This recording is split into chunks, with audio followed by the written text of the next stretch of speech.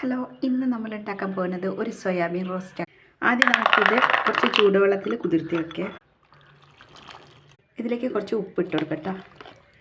അപ്പോൾ ഇത് നന്നാക്കി വാഷ് ചെയ്തതാണ്. ഇനി ഇത് 2 പീസാക്കി കട്ട് ചെയ്യുക.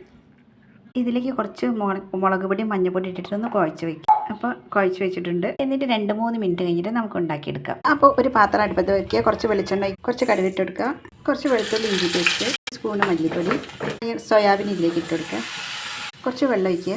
ഇവിടെ കുറച്ചും കൂടി ഉപ്പിടുന്നുണ്ട്. 2 പച്ചമുളക് ഇട്ടോ, കുറച്ച് കറിവേപ്പില, കുറച്ച് കുരുമുളക് പൊടിയ. സോയാബീൻ ഇവിടെ എന്ത് സെറ്റായിട്ടുണ്ട്. ഇതിലേക്ക് കുറച്ച് ഗരം മസാല ഇട്ട് കൊടുക്കുക. കുറച്ച് കറിവേപ്പില, കുറച്ച് പുതിന, 1/2 സ്പൂണ് പച്ച വെളിച്ചെണ്ണ ഒഴിച്ച് കൊടുക്കുക. ഇതിലേക്ക് നമ്മൾ ചെറുതാക്കി അരിഞ്ഞ ഉള്ളി ഇട്ട് കൊടുക്കുക കേട്ടോ. പിന്നെ കുറച്ച് മല്ലിച്ചപ്പ്. നമുക്ക് ഇതിറക്കി വെക്കാം കേട്ടോ. അപ്പോൾ ചിക്കൻ്റെ അതേ രുചിയിലുള്ള സോയാബീൻ റോസ്റ്റ് ഇവിടെ വെന്ത് സെറ്റായിട്ടുണ്ട്.